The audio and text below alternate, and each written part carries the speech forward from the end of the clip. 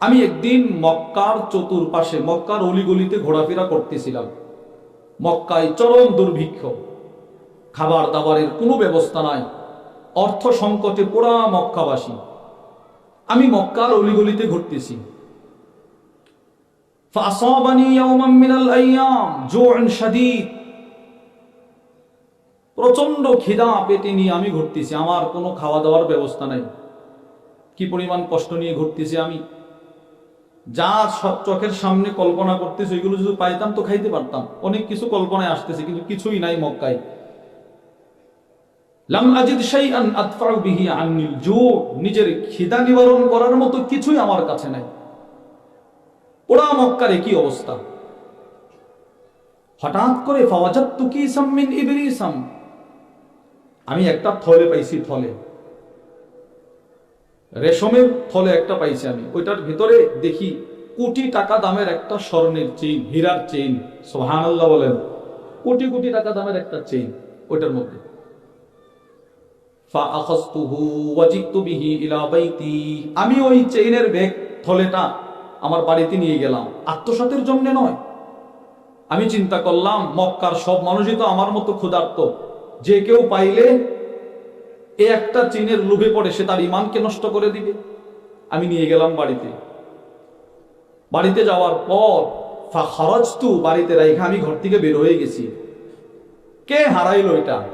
মক্কায় তো কত দেশের মানুষ আছে, কে হারাইলো তাকে খোঁজার জন্য আমি বের হয়ে গেছি।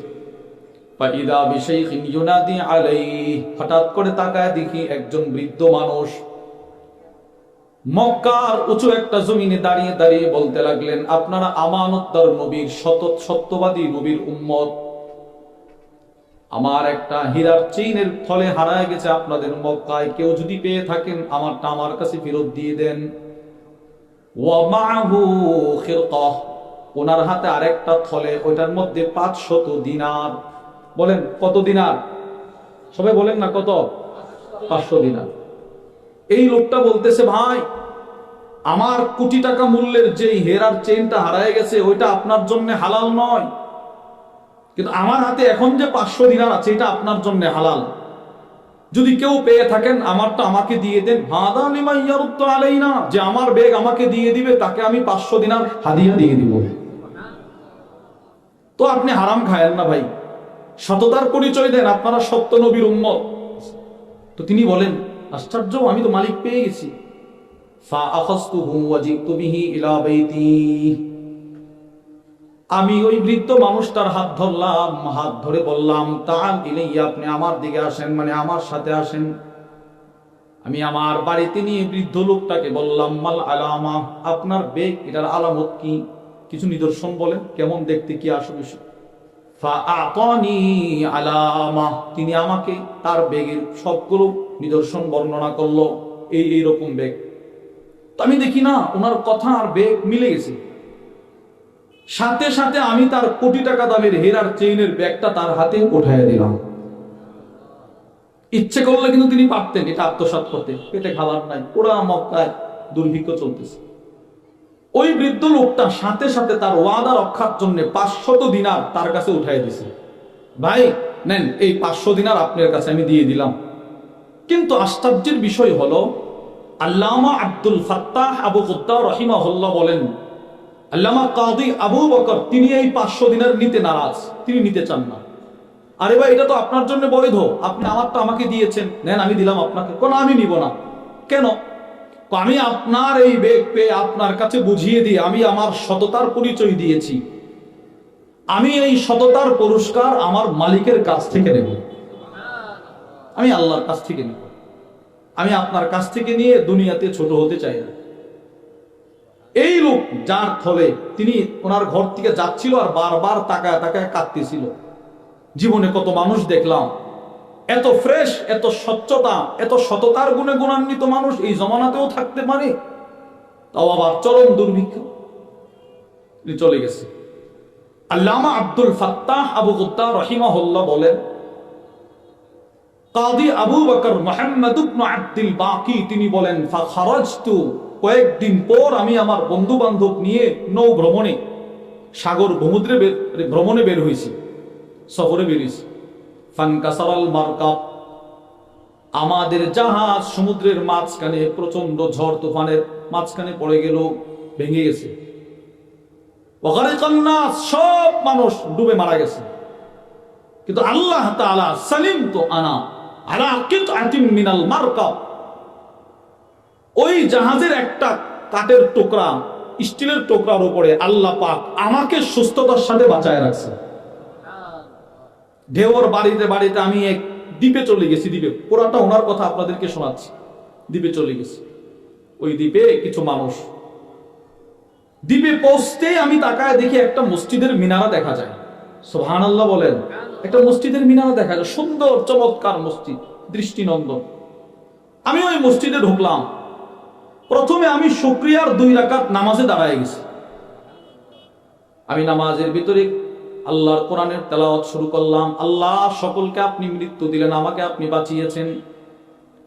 শুকরিয়ার নামাজ পড়তে গিয়ে তেলাওয়াত করতে লাগলাম। আমার তেলাওয়াত শুনে ওই গোত্রের, ওই এলাকার সব মানুষ মসজিদের চতুর্পাশে ভিড় জমাইলো। সুবহানাল্লাহ, সবাই দাঁড়ায় গেছে। কিরে, এত সুন্দর তেলাওয়াত তো আগে কারো করতে শুনি নাই, এত সুন্দর তেলাওয়াত। উনি বলেন, নামাজ শেষ হতে না হতেই সব মানুষ আমার কাছে এসে একটা দরখাস্ত করছে, হুজুর, আমাদের এই মসজিদের ইমাম গত কয়েকদিন পূর্বে মৃত্যুবরণ করেছে, ভালো কোনো আলেম নাই, আপনি যদি আমাদের মসজিদের দায়িত্বটা নিতেন আমরা সৌভাগ্যবান হইতাম। সুবহানাল্লাহ বলে না সবাই? আশ্চর্য না? আল্লামা আব্দুল ফাত্তাহ আবু গুদ্দার রাহিমাহুল্লাহ লিখেন, তিনি সম্মতি প্রকাশ করছেন, মক্কায় তো দুর্ভিক্ষ, ঠিক আছে, এখানেই থাকতে থাকি। ওনার হাতের লেখা ছিল খুব সুন্দর। ওনার লেখা দেখে সব এই দ্বীপের মানুষ সবাই তাদের সন্তানকে ওনার কাছে পাঠায় লেখা শেখানোর জন্য, এলেম শেখানোর জন্য। উনিও শিখাচ্ছেন। তিনি বলেন, ফাহাসান আলী মা, এই নামাজ আর এই লেখা শেখানোর কারণে আমার অনেক সম্পদ আল্লাহ দান করছে। এখন মূল কথা, কেউ যদি সততার গুণ অর্জন করে, তার সাথে আছে কে? সবাই বলেন না, কে আছে? আল্লাহ আছে।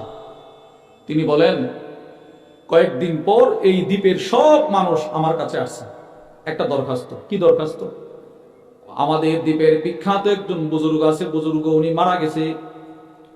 ওই বুজুর্গের একটা মেয়ে আছে, মেয়ে দিনদার, মুত্তাকি, আবেদা, সালেহা, কানেতা, অনেক ভালো। ওই মহিলা, ওই মেয়েটা এতিমা, তার সাথে আপনাকে আমরা বিবাহের বন্ধনে আবদ্ধ করতে চাই। সুবহানাল্লাহ, আপনি কি রাজি আছেন? আপনাকে ওই মেয়েটার সাথে আমরা, তার কেউ নাই, শুধু সে একা, তার আব্বা অনেক বড় বুজুর্গ। আমরা সকলেই বিষয়ে একমত যে আপনার হাতে সে থাকলে নিরাপদে থাকবে, আপনি বুজুর্গ, বড় আলেম। তিনি প্রথমে, না, আমি বিবাহ করব না। পরবর্তীতে ওনাদের চাপাচাপিতে তিনিও রাজি হয়েছেন। বিবাহ বন্ধনে আবদ্ধ হওয়ার পর বাসর ঘরে গিয়ে উনি ওনার বিবির দিকে না তাকায়া বিবির গলার দিকে তিনি তাকায় আছে। সুবহানাল্লাহ বলেন। তো বিবি শুনে, কিরি, শুনলাম ওনার ব্যাপারে উনি বড় বুজুর্গ, এত বড় আলেম, উনি আমার দিকে না তাকায়া আমার গলার দিকে, গলায় একটা হীরার হার, চিন, আমার দিকে তাকায় রয়েছে। বিবির মনে কষ্ট। তো স্বামী বুঝছে, বিবি, আমাকে আপনি বদগুমানি করবেন না, আমার ব্যাপারে খারাপ ধারণা করবেন না। কেন? আপনার গলায় যে চিনটা আমি দেখতে পাচ্ছি, আমার কাছে মনে হচ্ছে এটা সেই চিন যেটা আমি 3 দিনের ক্ষুধা নিয়ে মক্কার জমিনে কুড়িয়ে পেয়েছিলাম। ওটা ওই চিনটা কিনা আমার কাছে কেমন কেমন লাগতেছে। মেয়েটা তো আশ্চর্য, আপনি কি এটা পেয়েছিলেন মক্কা? হ্যাঁ। আল্লাহর কসম, আমার আব্বা মক্কার সফর শেষ করে আইসা এই চেইনটা যখন আমার গলায় পরাইয়া দিচ্ছিল, তখন আব্বা আমার বারবার বলছিল, মা, তোমার এই চেইনটা কেনার পর এটা মক্কার জমিনে হারাই গেছিল। এক আমানতদার, এক সততার গুণে গুণান্বিত এক যুবক এই চেইনটা পাইছে, সে আত্মসাৎ করে নাই, সে এটা আমার কাছে ফিরাইয়া দিয়েছে। তার আমি 500 দিনার দিতে চাইছিলাম, সে সেটাও নেই নাই। সে বলছে আল্লাহর কাছ থেকে পুরস্কার নিবে। আপনি জানেন, আমার আব্বার মৃত্যুর আগ পর্যন্ত শুধু এই আফসোস করছে, আল্লাহ, এমন একটা ছেলের কাছে যদি আমি আমার মেয়েটাকে বিবাহ দিতে পারতাম, আমি কবরে গিয়েও শান্তিতে থাকতে পারতাম। আল্লামা আব্দুল ফাত্তাহ আবু গুদ্দার রাহিমাহুল্লাহ লিখেন, এইটা শোনার সাথে সাথে দ্বীপের যতগুলো মানুষ ছিল সকলে আল্লাহু আকবারের স্লোগান শুরু করেছে। প্রিয় ভাইয়েরা আমার, এইটা বোঝানোর জন্যই আল্লামা যাইনুদ্দিন আব্দুল করিম আল কুশাইরি তিনি তার কিতাব আর রিসালাতুল কুশাইরিয়ার মধ্যে লিখেছেন, মান আরাদা আন ইয়াকুনা আল্লাহ তাআলা মাহু ফালিয়ালজামিস সিদকা, কেউ যদি প্রকৃতপক্ষে সততার গুণ অর্জন করতে পারে তো আল্লাহ পাক নিজের কুদরতি হাতে তাকে সহযোগিতা করবে। এরপরে আল্লামা আব্দুল ফাত্তাহ বগদাদ রাহিমাহুল্লাহ লিখেন, বিবাহ শেষ, ওনার 2টা সন্তান হয়েছে, দুজন মারা গেছে, বিবিও মারা গেছে। তো আল্লামা কাজী আবু বকর রাহিমাহুল্লাহ উনি হাদিস পড়াইতেন, জিন্দেগীর শেষ সময় এই চেইনটা হাতে নিয়ে নিয়ে বলতেন, ভাই এই যে চেইনের মালিক এখন আল্লাহ আমারে বানাইছে, একসময় আমার বিবি ছিল, সেও মারা গেছে, আমার ছেলে মেয়ে দুজন মারা গেছে, তোমরা জানো এই চীনের ইতিহাস। তিনি এই ইতিহাসটা বলতেন যে আমি সততার গুণ অর্জন করতে গিয়ে এটা মক্কার জমিনে পাওয়ার পরেও আমি আত্মসাৎ করি নাই, কিন্তু সততার গুণ অর্জন করার কারণে আল্লাহ পাক শেষ মুহূর্তে এটাকে আমার মালিকানাই দিয়ে দিয়েছে। সততার গুণ অর্জন করা নবীজির সিফত। রাসূলুল্লাহ সাল্লাল্লাহু আলাইহি ওয়াসাল্লাম সাহাবীকে ওসিয়ত করছে, সহিহুল জামির বর্ণনা, ওয়া আন শাদ্দাদ ইবনে আউস রাদিয়াল্লাহু তাআলা আনহু قال, হযরত শাদ্দাদ ইবনে আউস থেকে বর্ণিত, তিনি বলেন, ক্বালানি রাসূলুল্লাহ সাল্লাল্লাহু আলাইহি ওয়াসাল্লাম, নবীজি সাল্লাল্লাহু আলাইহি ওয়াসাল্লাম আমাকে ওসিয়ত করলেন, ইয়া শাদ্দাদ ইবনে আউস, হে শাদ্দাদ ইবনে আউস, ইযা রাআইতান নাস ক্বাদ ইকতানাজুদ যাহাবা ওয়াল ফিদ্দা, তুমি যখন দেখবা পৃথিবীর মানুষ স্বর্ণ রূপা জমা করার পেছনে দৌড়ায়, তখন তুমি আল্লাহর কাছে দোয়া করবা, আল্লাহুম্মা ইন্নী আসআলুকা লিসানান সাদিকা, আল্লাহ আমাকে আপনি একটা সততার জিহ্বা ভিক্ষা দেন, আল্লাহ আমাকে সত্য জবান ভিক্ষা দেন, আমি আপনার কাছে ভিক্ষা চাই। নবীজির গুরুত্ব বুঝাইছে। রাসূলুল্লাহ সাল্লাল্লাহু আলাইহি ওয়াসাল্লামের ওসিয়ত, উম্মত যেন আল্লাহর কাছে একটা সত্য জবান ভিক্ষা চায়। বলে, হুজুর আমি সততার গুণ অর্জন করব কেন? আপনার নবী সত্যবাদী ছিলেন, এজন্য সত্য নবীর উম্মত হয়ে সততার গুণ অর্জন করতে হবে। আজকে সমাজে মিথ্যা আর মিথ্যা, মিথ্যা আর মিথ্যা, চায়ের স্টল থেকে শুরু করে সংসদ পর্যন্ত শুধু মিথ্যা আর মিথ্যা। যে যত মিথ্যা বলতে পারে মিডিয়া তারে তত সুন্দর করে ফোকাস করে। এজন্য মিথ্যাকে বর্জন করা, সততা অর্জন করা। রাসূলুল্লাহ সাল্লাল্লাহু আলাইহি ওয়াসাল্লাম জীবনে কখনো মিথ্যা বলে নাই, তো আপনি নবীর উম্মতে মিথ্যা কেন বলেন? নবীজি জীবনে মিথ্যা বলে নাই। রাসূল নিজেকে নিজে সাক্ষী দিচ্ছে, এ আল্লাহর কসম, আমি আমার জবান দিয়ে যখন যা বলেছি সব সত্য বলেছি। সুবহানাল্লাহ। আবু দাউদ শরীফের বর্ণনা, ওয়া আন আব্দুল্লাহ ইবনে আমর ইবনে আল-আস রাদিয়াল্লাহু তাআলা আনহু قال, হযরত আব্দুল্লাহ ইবনে আমর ইবনে আল-আস থেকে বর্ণিত, তিনি বলেন, কুনতু আকতুবু কুল্লা শাইইন আসমাউহু মির রাসূলিল্লাহি সাল্লাল্লাহু আলাইহি ওয়াসাল্লাম উরিদু হিফযাহু। আব্দুল্লাহ ইবনে আমর ইবনে আল-আস বলেন, আমি আল্লাহর নবীর কাছ থেকে যখন যা শুনতাম সব লিখে ফেলতাম মুখস্থ করার সুবিধার্থে। ফানাহাতনি কুরাইশ, কুরাইশ গোত্রের মানুষ আমাকে নিষেধ করলো আর বলতে লাগলো, আতাকতুবু কুল্লা শাইইন তাসমাউহু ওয়া রাসূলুল্লাহি সাল্লাল্লাহু আলাইহি ওয়াসাল্লাম বাশার ইয়াতাকাল্লামু ফিল গাদাবি ওয়ার রিদা। কুরাইশ গোত্রের মানুষ আমাকে বলে, আব্দুল্লাহ, নবীজি যখন যা বলে তুমি তখন সব লিখে ফেলো, কোনা সব লিখবা না কেন? তো তুমি জানো না নবীজি একজন মানুষ, তিনি কখনো আনন্দের সাথে কথা বলেন, আবার কখনো রাগের হালতে কথা বলেন, তুমি সব লেখো।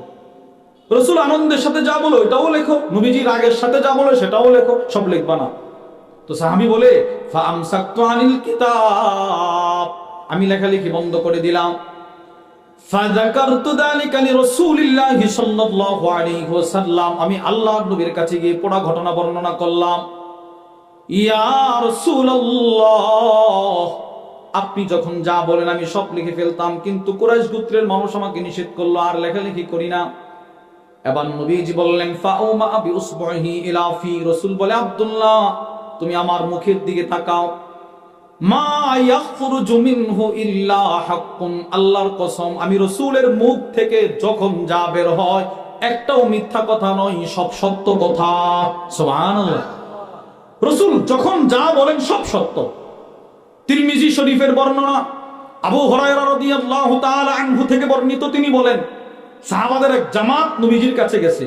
ক্বালু ইয়া রাসূলুল্লাহ ইন্নাকা তুদাইবুনা,